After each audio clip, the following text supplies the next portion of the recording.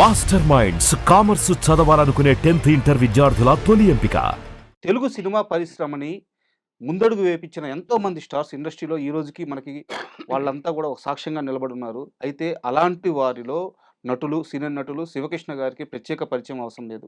48 ఏళ్ల సినీ కెరియర్‌లో ఆయన 150కి పైగా సినిమాల్లో నటించి, అలాగే సినిమా ఇండస్ట్రీకి సంబంధించిన ఎన్నో శాఖలకి ఆయన ఒక ఆద్యుడని చెప్పుకోవచ్చు. వాటికి నడత నేర్పి ఈరోజు ఇండస్ట్రీలో చాలా విభాగాలని ఆయన సెటిల్ చేసిన వ్యక్తి.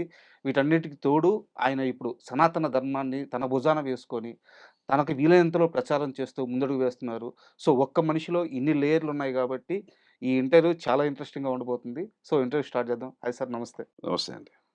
సార్ ముందు అందరికన్నా ముందు ఐ డ్రీమ్ ప్రేక్షకులకు నమస్తే. కాస్త ఎక్కువ చెప్పారేమో మీరు. It's sir all right.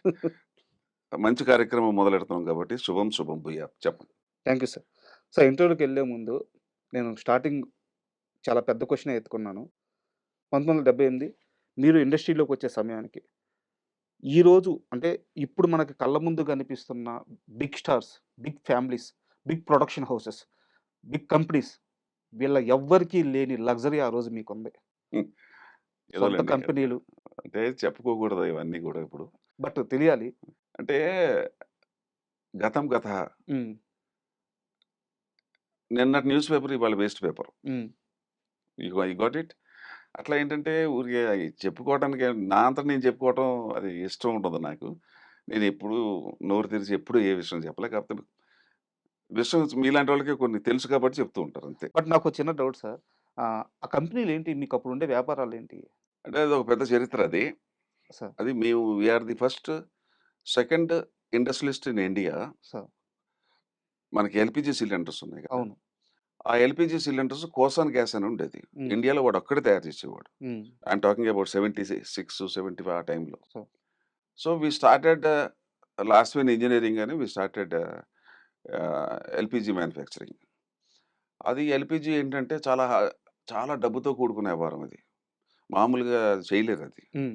మా బావగారు ఇంజినీర్ కాబట్టి అంత డబ్బుతోటి అవసరం ఉంది. మినిమమ్ అమౌంట్‌తో చేయాలని చెప్పి ఆయన కొత్తగా ఇన్వెంట్ చేసి ఇండియన్ లేత్, ఇండియన్ మిషన్స్ తోటి తయారు చేసి ఒక 2 సంవత్సరాలు ఎక్కడికొచ్చిందంటే we are the second leading manufacturers in India. Sir. ఏం లేదు కృషి, పట్టుదల, మన మీద మనకు నమ్మకం. హ్మ్. అది అలాగా జరిగిపోయింది. దట్ వాస్ ఆ టైంలో అది హిస్టరీ అది అంతే. బట్ ఈ క్వెషన్ అడగడానికి ఒక కారణం ఉంది సార్. యాక్చువల్‌గా మీరు అంటే నేను ఓపెన్‌గా చెప్తున్నాను. మీ తాతగారు నా మనవడు ఒక సినిమా తీశాడు అని జెప్పి ఎవరైనా బంధువులకు జెప్పుకుంటారు. స్నేహితులకు జెప్పుకుంటారు. ఆయన నేరుగా ఎళ్లి అప్పటి రాష్ట్రపతికి జెప్పుకొని రాష్ట్రపతికి సినిమా చేసిన రేంజ్ మీది. అది చాలా తీపి గుర్తుండి. ఆ ఫోటోస్ ఇంకా ఉన్నాయి నా ఆ! ఫైల్‌లో. అంటే మాది కొద్ది political family and judicial family sir. కొద్దిగా. మదర్ సైడ్ నుంచి, ఫాదర్ సైడ్ నుంచి. సో, నీలం సంజయ్ రెడ్డి గారు అప్పుడు అవును. He was the president of India. అప్పుడు నా రెండో మరో మలుపు ఆహ్, మేమే ప్రొడ్యూసర్. మా హ్మ్. బావగారు నేను తీసాం. చాలా విచిత్రం ఆ సినిమా కూడా చాలా సంఘటనలు. యాక్చువల్‌గా నేనే ప్రొడ్యూసర్ దానికి. నేను మా బావగారు నేను ప్రొడ్యూసర్. నేను హీరో వేషం ఎయ్యాలని చెప్పి అంతకుముందు 'చలిచీమ'లో గెస్ట్ పాత్ర వేసి అవును. చూసుకున్నాను నా ఫేస్ నేను పనికొస్తానా రానా అని హ్మ్. చెప్పేసి. సో, మరో మలుపు నేను మొదలెట్టాం. అన్నీ కొద్దిగా విఫలవుంటాయి మనయన్నీ కూడా హ్మ్. కొద్దిగా చాలా స్పీడ్‌గా ఉంటాయి అన్నీ కూడా. సడెన్ డెసిషన్ తీసుకుంటా ఉంటా. హీరో వేషం మొదలెట్టా. ఆ హీరో మొదలెడుతుంటే 'పరుచూరి బ్రదర్స్' రైటర్స్. యాక్చువల్‌గా 'పరుచూరి వెంకటేశ్వరరావు' రైటర్. హ్మ్. 'గోపాలకృష్ణ' గారు కాదు. అది కొద్దిగా విప్లవ భావంతో కూడుకున్నట్టు కాలేజీలో సందర్భంలో మా తమ్ముడు రాస్తాడు ఉయ్యూరు కాలేజీలో ఉన్నాడని చెప్పి ఆయన పిలిపిచ్చారు. కృష్ణ హోటల్ రూమ్ నంబర్ 34 ఇప్పటికే గుర్తు నాకు. దాంట్లో పెట్టాం. పెట్టేసి అన్ని ఏర్పాట్లు చేసి ఈవినింగ్ కల్లా వస్తామండి డైలాగులు అంటే అది నాది క్యారెక్టర్ ఏంటంటే ఈ క్యారెక్టరు 6 సీన్‌లు, 7 సీన్‌ల క్యారెక్టర్. హ్మ్. హీరో క్యారెక్టర్ వేరు అసల. అసలు హీరో క్యారెక్టర్ వేరు. అది యాక్చువల్‌గా మీరెయ్యాలి. నేను చేయాలది. హ్మ్. వస్తుంటే సాయంకాలం వచ్చేటప్పటికి గోపాలకృష్ణ గారు మంచం కింద దూరిపోయి డైలాగులు రాస్తున్నాడు. ఇదేంటి విచిత్రంగా ఉన్నాడు ఈ మనిషి. మంచం కింద దూరిపోవటం అంటే ఆయన బ్రదర్ చెప్పాడు. ఆడ మావాడు అంతేనయ్యా. హ్మ్. ఆడు కింద పడుకొని రాస్తా ఉంటాడు. సరే ఒక సీన్ రాసాడు. ఓన్లీ ఒక్క సీనే. హ్మ్. మధ్యాహ్నం పాపం భోంచేసి అంత లేట్ అయింది. నేను 4:30కి మళ్ళీ రిటర్న్ అయ్యేటప్పటికి ఒక సీన్ రాసాడు. డైలాగ్ చెప్పండి అన్నా. ఆ డైలాగ్ ఏంటంటే ఒక గెడ్డం పెరిగిన కుర్రోడు కాలేజీలో కాస్ట్ కాలం నింపడం. హ్మ్. కాస్ట్ అనేది నింపడం. ఆ ప్రిన్సిపల్ కోపమొచ్చి "ఏమయ్య నీకు బాగా బలిసింది. ఇది మ్యాండేటరీ ఇది కులం బెటర్ నేను రాయను సార్ అని అంటాడు. ఎందుకు రాయవు అంటాడు. అక్కడ ఆ డైలాగ్ రాశాడు ఆయన. ఆ డైలాగ్ ఏంటంటే ఇప్పటికీ గుర్తు నాకు. మొహం షేపులు బట్టి ఎవడు ఏ కులస్తుడో పసిగట్టే మహా మేధావులు ఉన్న దేశం మనది. అందుకు నా కులం తెలియకుండా గడ్డాన్ని గడ్డం అడ్డంగా అడ్డంగా పెంచుతున్నాను. పెంచాడు. This was the dialogue. అవును. నాకు ఇప్పటికి ఒళ్ళు జలరించింది ఆ డైలాగ్‌కి. సరే నేనే ప్రొడ్యూసర్ కదా! నన్ను అడిగేవాడు ఎవడుంటాడు. హ్మ్. హీరో వేషం ఇంకోడితోటి ఏందాం సార్ ఈ వేషం నేనేస్తున్నాను. వాళ్ళు లబో దిబో మొత్తుకున్నారండి. ఇది బుద్ధి ఉందా లేదా? నువ్వు ఇంత డబ్బులు పెడుతున్నావు నువ్వు. హీరో వేషం మానేసి అన్నాడు. హీరో ఎందుకు సార్ ఈ వేషం క్లిక్ అవుతుంది సినిమాలో అన్నా. హ్మ్. 4 సీన్‌లొస్తాయి. మరి 4 సీన్‌లు ఒప్పుకుంటావా అన్నాడు. నాకేం పర్వాలేదు. నాకేంటంటే ఎంత లెంత్ ఉందనేది కంటెంట్ ఎంత ఉందనేది ఇంపార్టెంట్ మనకి. మెటీరియల్ ఎంత ఉందనేది ఇంపార్టెంట్. అదే ఇప్పుడు నేను ఏ పని చేసినా అలాగే చేస్తాను. సార్. సరే. ఇక నా బాధ తట్టుకోలేక వీడు డబ్బులు పెడుతున్నాడు కుర్రోడు ఇంత తిప్పి కొడితే 22 ఏళ్ళు లేవు. రేపొద్దున మనకు చెడ్డ పేరు వస్తుందని చెప్పి అది నా కోసం 9 సీన్‌లో, 10 సీన్‌లో రాసుకొచ్చారు. హ్మ్. అప్పుడు ఆ హీరోకి సాయి చంద్‌ని బుక్ చేశాను. ఓకే. ఆ రకంగా సాయి చంద్ ఆ సినిమాలో హీరో అయ్యాడు. హ్మ్.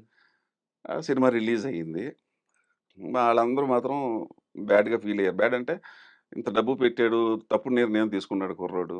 చెప్తే వింటలేదు. రిలీజ్ కాకముందు ఇది. రిలీజ్ కాకముందు. ఆ!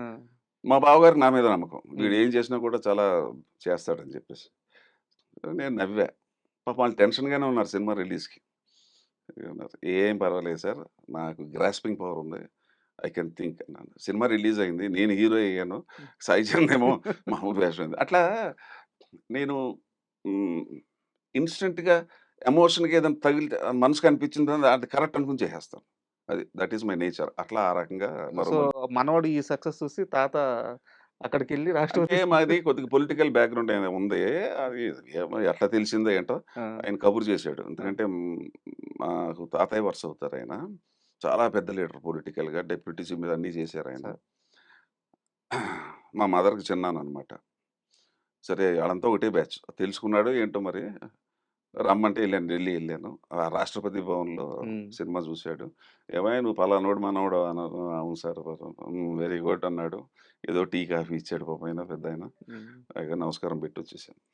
సార్ యాక్చువల్‌గా ఇందాక ఇది కంటిన్యూటీలో వచ్చేసింది కాబట్టి మళ్ళీ చెప్తున్నా. ఈ మొదటగా ఈ 2 ప్రశ్నలు అడగడానికి కారణం ఏందంటే నేను ఓపెన్‌గా చెప్తున్నా చాలా కడుపు నిండిపోయిన జీవితం మీది. స్టార్టింగే.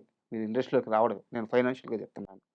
ఒక రాజకుటుంబంలాగా చేతిలో మీరు ఏం కోరుకుంటే అది చేతిలోకొచ్చేసే అంత పెద్ద కుటుంబం. అయితే మీ సినిమా ప్రయాణం మొత్తం చూసుకుంటే పేదవాడి గొంతుకుని వినిపించే క్యారెక్టర్‌లే చేశారు మీరు. అంటే ఇది ఎక్కడి నుంచి వచ్చిందంటే I'm grateful to my grand father. మా ఫాదరు. మా ఫాదరు. మా ఫాదర్ ఇక్కడ దొరగారు అంటారు తెలంగాణలో. హ్మ్. ఓ 15 ఊర్లకి ఆయన చాలా సర్వీస్ చేశాడాయన. హ్మ్. చిన్నప్పటి నుంచి అలా చూసాను. రోజు 20 మంది భోజనం చేస్తారు ఇంట్లో. హ్మ్. ఓ 30 మంది టీలు తాగుతారు. పెద్ద పెద్ద ఆఫీసర్‌లు భోజనాలైతే మన ఇంటికొచ్చి సార్. తింటారు. తర్వాతేంటంటే మా ఫాదరు మా దగ్గర పనిచేసే జీతగాళ్ళందరికీ పొలాలు కొనిచ్చాడు. హ్మ్. అది అప్పుడు మా ఫాదర్ హై ఇన్‌ఫ్లూయెన్స్. ఎంఆర్‌ఓలు, తహసీల్దార్‌లు మా నాన్న దగ్గరకొచ్చి కూర్చునేవారు. సార్. కానీ మా ఫాదరు ఒకానొక సందర్భంలో నాకు బాగా గుర్తు నేను I was there at that time. అప్పుడు ఈ ఈ ఎస్సీలు, ఎస్టీలకి గవర్నమెంట్ ల్యాండ్స్ ఇస్తారు. హ్మ్. 2 ఎకరాలు, 3 హ్మ్. ఎకరాలు. అంటే దొరగారు మీ జీతగాళ్ళకి ఏదైనా ఉంటే చెప్పండి అంటే, ఆయన కోపమొచ్చి "నువ్విచ్చేదేంట్రా నాకు? హ్మ్. నేనివ్వాలి గాని గవర్నమెంట్‌ది నేనిస్తే నేను గొప్పోడిని ఎలాగవుతానని" చెప్పి హ్మ్. ఇద్దరు పర్సన్స్ ఇద్దరు ఎస్సీలు. 2 ఎకరాలు కొని రిజిస్టర్ చేసి ఇచ్చేసాడు. హ్మ్. ఆ ఇద్దరు గూడా ఇప్పుడు ఆ ఊర్ల పేరు కూడా చెప్తాను. కావాలంటే ఎళ్లి చెక్ చేసుకోవచ్చు. ఉప్పరపల్లి అని ఒక గ్రామం ఉంది షామీర్‌పేటలో.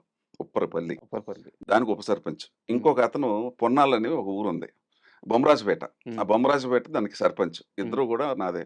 ఫాదర్ ఇయన్నీ చూసాను. చిన్నప్పటి నుంచి పేదవాళ్ళకి ఎలా చేయాలి? వాళ్ళ ఫ్యామిలీసు, వాళ్ళ పెళ్ళిళ్ళు. నేను నా దగ్గర పనిచేసిన వాళ్ళు కూడా అమ్మాయికి 13, 14 ఏళ్ళు వచ్చేటప్పటికి మా ఇంట్లో పని చేస్తుంటే, నేనే కట్నం ఇచ్చేసి పెళ్లి చేసేసి పంపించేసేసి హ్మ్. అట్లాగే పిల్లలు మాది మహబూబాబాద్ వరంగల్ దగ్గర. మా మేనమామ ఉంటాడు. వాళ్ళొచ్చి మా ఇంట్లో పని చేసేవారు కుర్రోళ్ళందరూ. వాడికి 16, 17 వచ్చిన తర్వాత ఆటో ఏదో చేసేసి వాడి లైఫ్ సెటిల్ చేసేయటం. హ్మ్. అది అలాగా అంటే అది నా చిన్నప్పటి నుంచి ఆ వాతావరణంలో పెరిగాను. అంతకని ఇంకేమీ లేదు. అందుకు నేనేంటంటే మానవ జన్మ అనేది I'll tell you one English saying if you don't mind. Sir. When you are born nobody can question it. Life అంటే లైఫ్. తర్వాత when there is death nobody can answer it. ఎందుకు చనిపోయాడని ఎవడు ఆన్సర్ చేయలేడు. ఎందుకు పుట్టావని ఎవడో క్వెషన్ చేయలేదు. అందుకే ఏమన్నారంటే పెద్దలు, enjoy the question till you get the answer. You got the point.